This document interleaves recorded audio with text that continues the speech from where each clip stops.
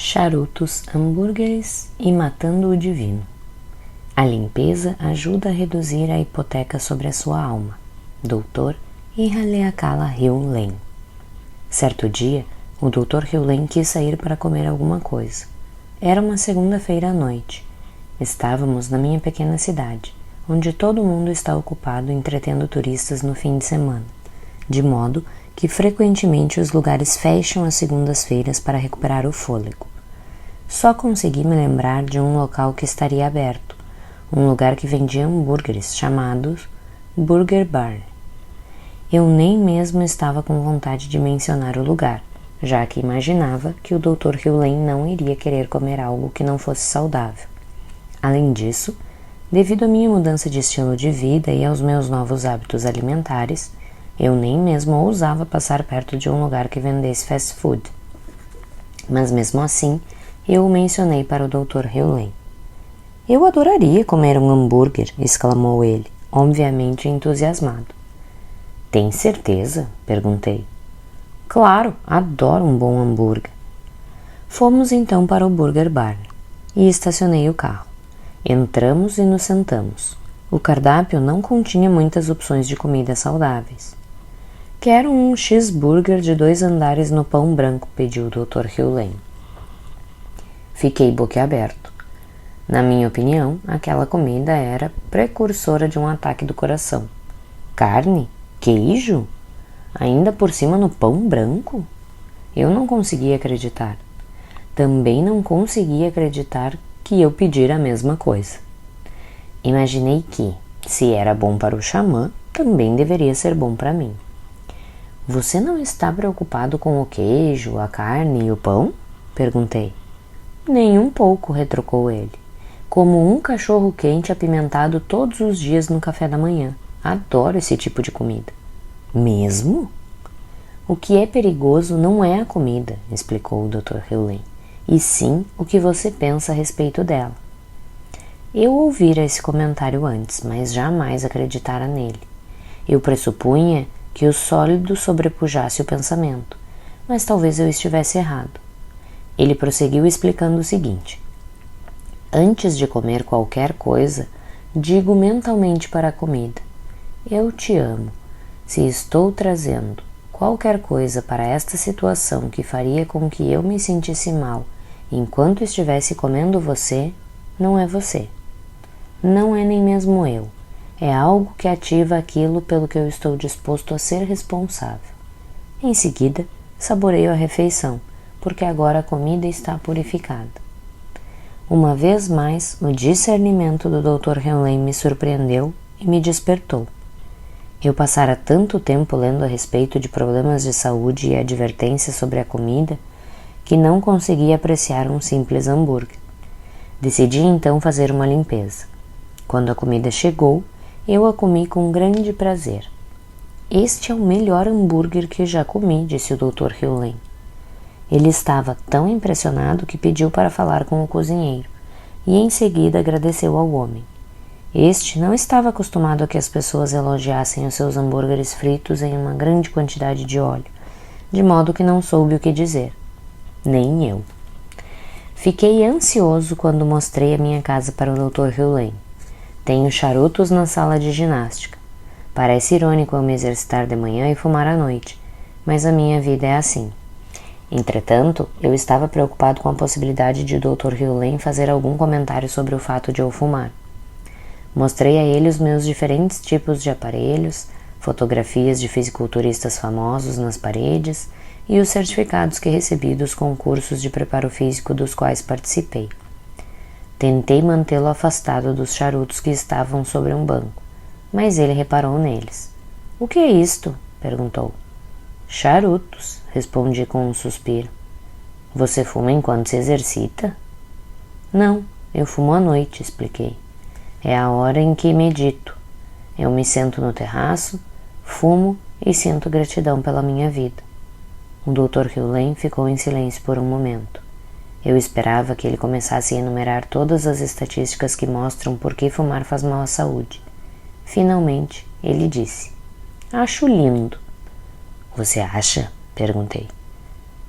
Acho que você deveria fumar um charuto com o seu Panos. Como assim? Tirar uma foto ao lado de Francine com um charuto na mão? Pode ser. Mas eu estava pensando em você fumar enquanto dá um polimento no carro ou tira o pó dele. Achei que você ia me ridicularizar por fumar, acabei confessando a ele. Uma pessoa leu o meu blog, viu que eu mencionava charutos e me escreveu dizendo que eu estava colocando toxinas no meu corpo e causando dano a mim mesmo. Imagino que essa pessoa nunca tenha ouvido falar no costume dos índios norte-americanos de passar o cachimbo da paz, comentou ele. Ou em como fumar em muitas tribos é um rito de passagem e também uma maneira de estabelecer um vínculo, compartilhar e ser uma família. Eu estava novamente aprendendo que o segredo para o Dr. Hewlett é amar todas as coisas. Quando fazemos isso, a coisa se modifica. Fumar faz mal quando achamos que faz mal. Os hambúrgueres são nocivos quando achamos que eles são nocivos. Como acontece com tudo nas antigas tradições havaianas, tudo começa com o pensamento, e o grande agente de cura é o amor. Eu estava finalmente começando a compreender o Dr. Hewlett e a perceber como é importante chegar ao estado de limite zero. Mas nem todo mundo sentia o mesmo que eu. Certa noite, ofereci um teleseminário e contei a todo mundo as minhas experiências com o Dr. Hewlett, cuja maioria eu descrevi aqui. As pessoas ouviram atentamente e fizeram perguntas. Pareciam entender o que eu estava explicando, mas para minha surpresa, no final da chamada, elas retomaram o seu modo habitual de pensar. Embora todas tenham concordado que precisamos assumir 100% de responsabilidade pela nossa vida, aquelas pessoas estavam, uma vez mais, falando sobre os outros. Embora todas tivessem concordado que o método de limpeza que o Dr. Hewlett me ensinou era poderoso, elas retornaram aos antigos hábitos. Certa mulher declarou: "Não quero dizer sinto muito, porque eu vou me tornar a coisa que eu disser depois disso." Tive vontade de dizer: "Bem, podemos fazer uma limpeza nisso", sabendo que a declaração dela era apenas uma convicção. No entanto, apenas comentei o seguinte: o Dr. Hewlett diz que devemos fazer o que funciona para nós. Admito que inicialmente achei isso frustrante, mas depois compreendi que eu também tinha que fazer uma limpeza nisso. Afinal de contas, se eu assumo 100% de responsabilidade pelo que eu experimento, eu estou experimentando aquelas pessoas. E se a única ferramenta que posso usar para fazer a purificação é "eu te amo", então eu preciso fazer uma limpeza no que vejo nos outros, já que o que vejo neles está em mim. Essa pode ser a parte do Ho'oponopono mais difícil de entender. Não há nada lá fora. Tudo está em você. Tudo que você experimenta, você o faz dentro de si mesmo. Um homem me lançou um desafio em relação a essa questão, perguntando: "E os 50 milhões de pessoas que votaram no presidente que eu não gosto?" Eu claramente nada tive a ver com as ações delas. "Onde você experimenta essas 50 milhões de pessoas?" indaguei. "O que você quer dizer com onde eu as experimento?" retorquiu ele. "Eu leio a respeito delas, eu as vejo na televisão e é um fato que elas votaram nele."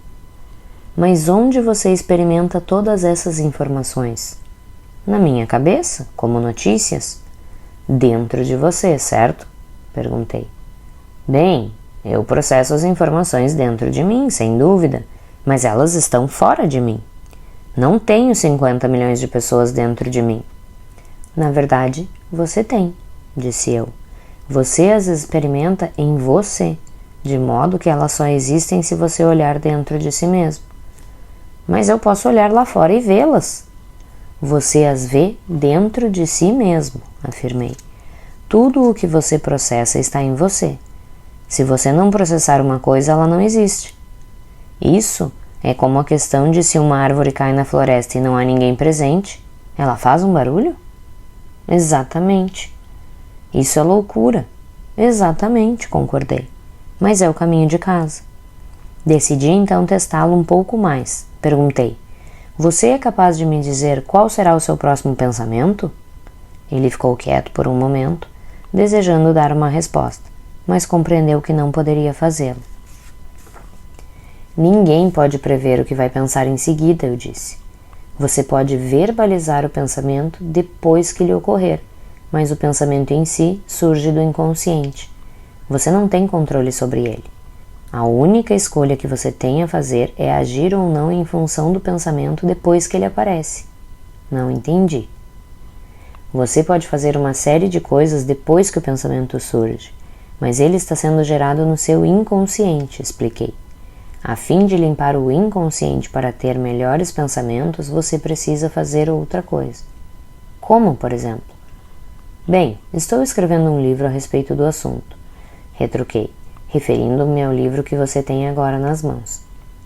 E o que isso tem a ver com 50 milhões de pessoas lá fora? Elas não estão mais lá fora do que os seus pensamentos, eu disse. Tudo está dentro de você. Tudo o que você pode fazer é uma limpeza a fim de remover o repositório de programas na sua mente.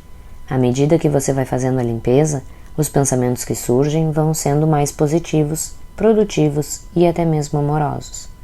Ainda acho que tudo isso é loucura, disse ele. Vou fazer uma limpeza nisso, retruquei. É extremamente provável que ele nunca tenha entendido, mas, para que eu chegue ao limite zero, preciso assumir a total responsabilidade pelo fato de ele não estar entendendo. A memória dele é a minha memória. O programa dele é o meu programa. O fato de ele o ter expressado para mim significa que eu o compartilho com ele. Assim, à medida que eu for me livrando do programa, o mesmo acontecerá com o homem. Enquanto escrevo estas linhas, estou dizendo eu te amo nos meus pensamentos, por trás das palavras, por trás da digitação, por trás do computador, nos bastidores. O fato de eu dizer eu te amo enquanto trabalho, escrevo, leio, me divirto, converso ou penso, é a minha tentativa de purificar, apagar e eliminar tudo entre mim e o zero. Você consegue sentir o amor? Certa manhã, o Dr. Hewlett disse que visualizou um logotipo para mim, contendo um trevo de 4 folhas. A 4ª folha é de ouro, como uma língua, acrescentou. Ele passou vários minutos descrevendo o que via na sua mente ou no ar. Não tenho certeza de onde ele estava obtendo a sua impressão. E ele tampouco. Você precisa encontrar um artista que faça um esboço do logotipo para você, comentou o Dr. Hewlett. Mais tarde, fomos dar uma volta a pé na cidade, almoçamos e depois visitamos algumas lojas. A primeira delas continha trabalhos artísticos em vitral. Ficamos impressionados. Enquanto admirávamos o trabalho manual da dona da loja, ela disse: se algum dia precisarem de um logotipo ou um esboço, podemos desenhá-lo para vocês. O Dr. Hewlett sorriu e se inclinou para mim, e eu sorri e me inclinei para ele. Atuar a partir do zero fez o sincronismo acontecer. Enquanto eu estava escrevendo esta parte do livro, precisei parar para ser entrevistado sobre outro filme. É como O Segredo, mas está voltado para ficarmos saudáveis com nossos pensamentos. Comecei a entrevista dizendo que os pensamentos não eram tão importantes quanto a ausência deles. Tentei explicar o estado de existir com limite zero, no qual deixamos que o divino nos cure. Não curamos a nós mesmos. Eu não tinha certeza do motivo pelo qual estava dizendo tudo isso. Parte de mim estava questionando a minha sanidade mental, mas mesmo assim seguia a corrente. Depois que a câmera foi desligada, a mulher que observava tudo quase gritou que cura as pessoas entrando no estado zero. Acontece que ela é uma médica que hoje cura animais entrando no estado de existir com limite zero, sem pensamentos, quando está na presença dos animais doentes. Ela me mostrou fotografias de cachorros com catarata e depois as fotos desses mesmos animais completamente curados. Uma vez mais, o divino estava provando que é ele quem tem todo o poder, não eu. Tudo o que eu possa fazer é uma limpeza para poder ouvi-lo e obedecer-lhe. Ontem à noite, passei 1h30 no telefone com um autor de best-sellers e guru de autoajuda. Sou fã dele há anos. Adoro os livros dele. Sou um admirador da mensagem que ele passa. Como ele também aprecia o meu trabalho, finalmente entramos em contato um com o outro e conversamos. No entanto, fiquei aturdido com a nossa conversa. Esse especialista em desenvolvimento pessoal me descreveu uma horrível e verdadeira história dos mais recentes anos da sua vida. Ele sofrera abuso e fora hostilizado por uma pessoa que ele amava. Enquanto eu ouvia, fiquei me perguntando como ele podia dizer que era uma vítima quando a mensagem que ele publicava era que devemos assumir a responsabilidade pela nossa vida.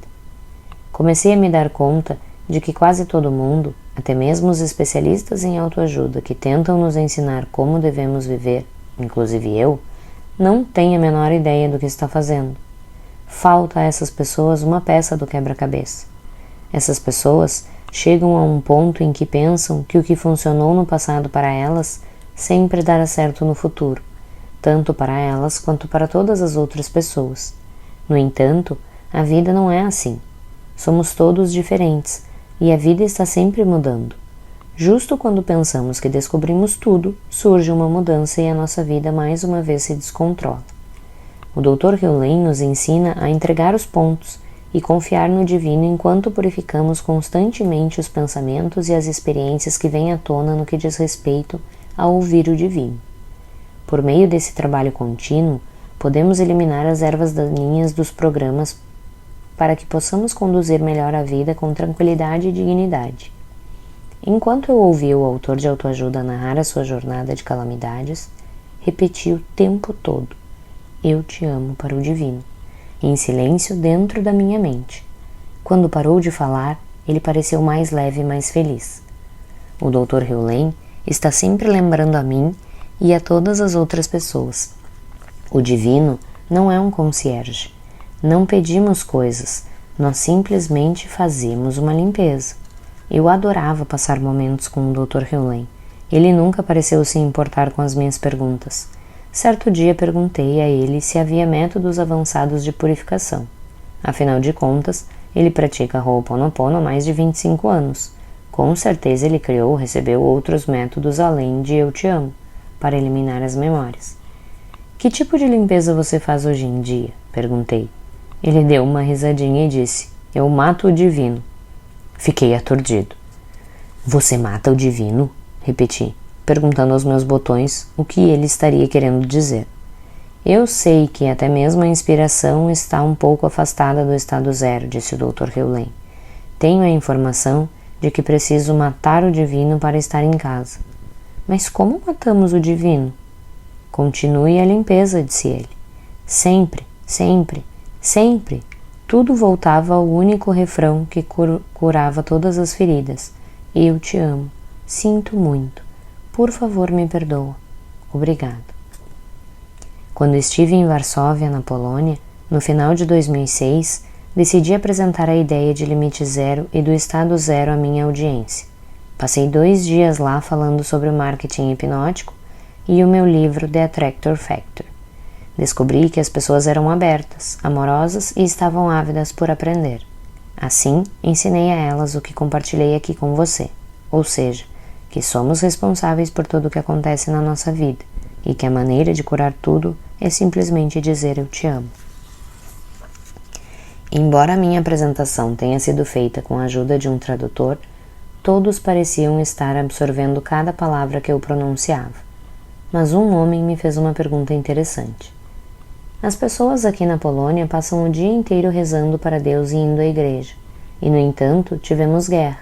A nossa cidade foi bombardeada por Hitler. Vivemos muitos anos debaixo de uma lei marcial e temos sofrido.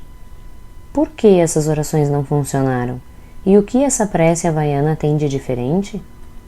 Fiz uma pausa para pensar na resposta correta, desejoso de que o Dr. Hewlett estivesse presente para me ajudar.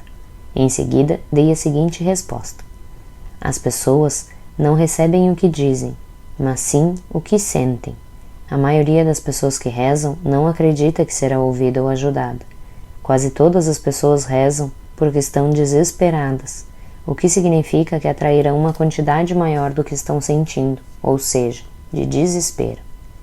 O homem que fez a pergunta pareceu entender e aceitar a minha resposta. Ele assentiu com a cabeça. No entanto, quando voltei aos Estados Unidos, escrevi para o Dr. Hewlett e perguntei-lhe o que ele teria respondido. Ele me respondeu com o seguinte e-mail: Awakua, obrigado pela oportunidade de fazer uma limpeza no que quer que esteja acontecendo em mim que eu vivencio com a sua pergunta. Uma americana apareceu certa vez em uma aula que eu estava ministrando em Valência, na Espanha, há 2 anos. O meu neto estava com câncer, ela me disse em um intervalo. Rezei por ele, pedindo que ele não morresse. Mas ele morreu mesmo assim. Por quê?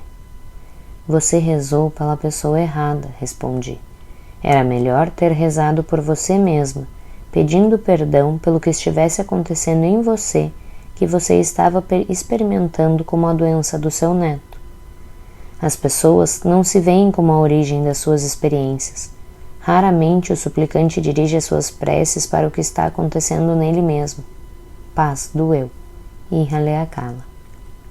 Adorei a resposta perfeitamente sincera do Dr. Hugh.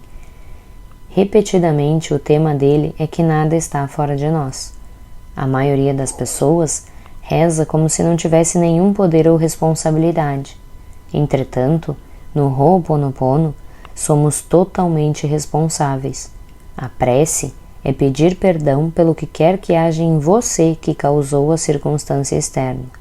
A prece é religar-se ao divino. O resto é acreditar que o divino irá curá-lo. À medida que você for ficando curado, o mesmo acontecerá com o que está do lado de fora. Tudo, sem exceção, está dentro de você. Larry Dossey expressou bem essa ideia no seu livro Healing Words. Precisamos nos lembrar nessas ocasiões de que a prece, na sua função de ponte para o absoluto, não tem um índice de fracasso. Ela funciona 100% das vezes, a não ser que impeçamos essa realização ao permanecer alheios a ela. Uma coisa estava me incomodando em relação ao meu trabalho com o Dr. Hugh. À medida que eu continuava a crescer e ter novas ideias, comecei a ficar preocupado, achando que todos os meus livros anteriores estavam incorretos e iriam induzir as pessoas ao erro. Em The Attractor Factor, por exemplo, elogiei o poder da intenção. Agora, anos depois de escrever o livro, eu sabia que a intenção era um divertimento do tolo, um brinquedo do ego, e que a verdadeira fonte do poder é a inspiração. Eu agora também sabia que aceitar a vida é o grande segredo da felicidade, e não controlar a vida. Um enorme número de pessoas, inclusive eu, estava fazendo visualizações e afirmações para manipular o mundo. Agora eu sabia que isso não é necessário. O melhor que temos a fazer é seguir a corrente enquanto purificamos constantemente qualquer coisa que apareça no nosso caminho. Comecei a me sentir como Neville Goddard. Deve ter se sentido. Neville é um dos meus autores místicos prediletos. O tema dos seus primeiros livros era que criamos a nossa realidade transformando o sentimento em fato. Ele chamava isso de A Lei, em livros como The Law and the Promise. A lei dizia respeito à nossa capacidade de influenciar o mundo com o sentimento. A promessa aludia à ideia de nos submetermos à vontade de Deus com relação a nós. Neville começou a sua carreira ensinando as pessoas a obter o que desejam com o que ele chamou de imaginação desperta.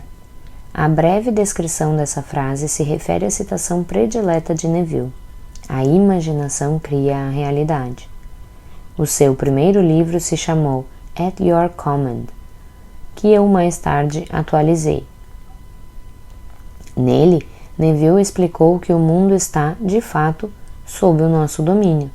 Basta dizermos ao divino ou a Deus o que queremos e nos será entregue. No entanto, nos seus anos mais maduros, depois de 1959, Neville despertara para um poder maior, o de nos entregarmos e deixarmos que o divino atue através de nós. O fato é que ele não poderia recolher os seus livros anteriores como um fabricante de automóveis que poderia fazer o recall de um carro defeituoso. Não tenho a menor ideia se isso o deixou aborrecido. Imagino que não. Ele os deixou no mundo porque sentiu que a lei Era útil para ajudar as pessoas a enfrentar os golpes da vida, mas eu queria fazer o recall dos meus livros. Eu sentia que eles estavam induzindo as pessoas ao erro. Eu disse ao Dr. Hugh que eu estava me sentindo como se prestasse um desserviço ao mundo. Os seus livros são como uma escada, explicou o Dr. Hugh. As pessoas se encontram em diferentes degraus ao longo do caminho. Os seus livros falam com elas onde elas estão. À medida que elas usam um determinado livro para crescer, ficam prontas para o seguinte. Você não precisa fazer o recall de nenhum livro. Todos são perfeitos.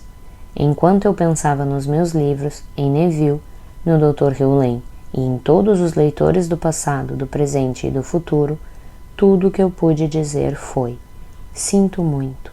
Por favor, me perdoa. Obrigado. Eu te amo. Purifique, purifique, purifique.